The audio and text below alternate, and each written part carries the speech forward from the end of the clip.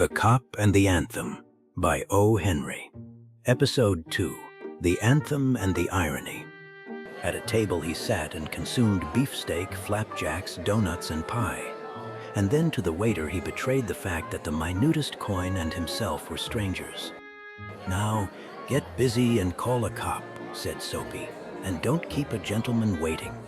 "No cop for use," said the waiter, with a voice like butter cakes and an eye like the cherry in a Manhattan cocktail. "Hey, Con." Neatly upon his left ear on the callous pavement, two waiters pitched Soapy. He arose, joint by joint as a carpenter's rule opens, and beat the dust from his clothes. Arrest seemed but a rosy dream. The island seemed very far away.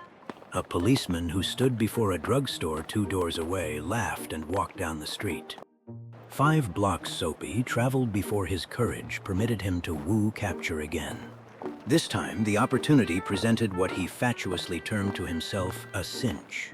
A young woman of a modest and pleasing guise was standing before a show window, gazing with sprightly interest at its display of shaving mugs and inkstands, and 2 yards from the window, a large policeman of severe demeanor leaned against a water plug.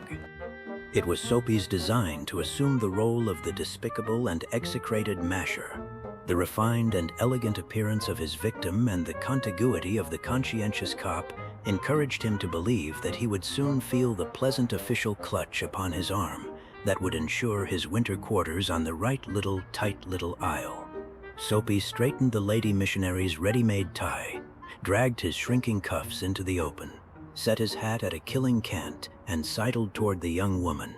He made eyes at her, was taken with sudden coughs and hems, smiled, smirked, and went brazenly through the impudent and contemptible litany of the masher. With half an eye, Soapy saw that the policeman was watching him fixedly. The young woman moved away a few steps and again bestowed her absorbed attention upon the shaving mugs. Soapy followed, boldly stepping to her side, raised his hat and said, "Ah, there, Bedelia. Don't you want to come and play in my yard?" The policeman was still looking. The persecuted young woman had but to beckon a finger, and Soapy would be practically en route for his insular haven. Already he imagined he could feel the cozy warmth of the station house. The young woman faced him, and stretching out a hand, caught Soapy's coat sleeve. "Sure, Mike," she said joyfully, "if you'll blow me to a pail of suds. I'd have spoke to you sooner," but the cop was watching. With the young woman playing the clinging ivy to his oak, Soapy walked past the policeman, overcome with gloom. He seemed doomed to liberty. At the next corner, he shook off his companion and ran. He halted in the district where by night are found the lightest streets, hearts, vows, and librettos. Women in furs and men in greatcoats moved gaily in the wintry air. A sudden fear seized Soapy that some dreadful enchantment had rendered him immune to arrest.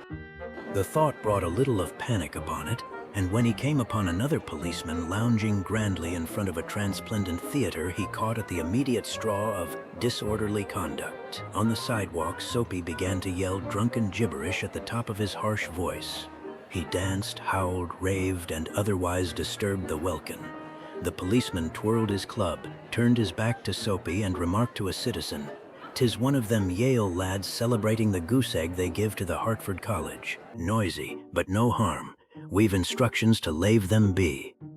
Disconsolate, Soapy ceased his unavailing racket. Would never a policeman lay hands on him? In his fancy, the island seemed an unattainable Arcadia. He buttoned his thin coat against the chilling wind. In a cigar store, he saw a well-dressed man lighting a cigar at a swinging light. His silk umbrella he had set by the door on entering. Soapy stepped inside, secured the umbrella, and sauntered off with it slowly.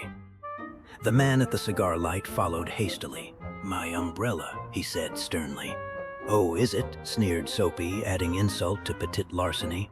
"Well, why don't you call a policeman? I took it. Your umbrella. Why don't you call a cop? There stands one on the corner." The umbrella owner slowed his steps. Soapy did likewise, with a presentiment that luck would again run against him. The policeman looked at the two curiously. "Of course," said the umbrella man. "That is, well, you know how these mistakes occur. If it's your umbrella, I hope you'll excuse me. I picked it up this morning in a restaurant.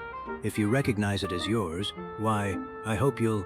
"Of course it's mine," said Soapy viciously. The ex-umbrella man retreated. The policeman hurried to assist a tall blonde in an opera cloak across the street in front of a streetcar that was approaching 2 blocks away. Soapy walked eastward through a street damaged by improvements. He hurled the umbrella wrathfully into an excavation.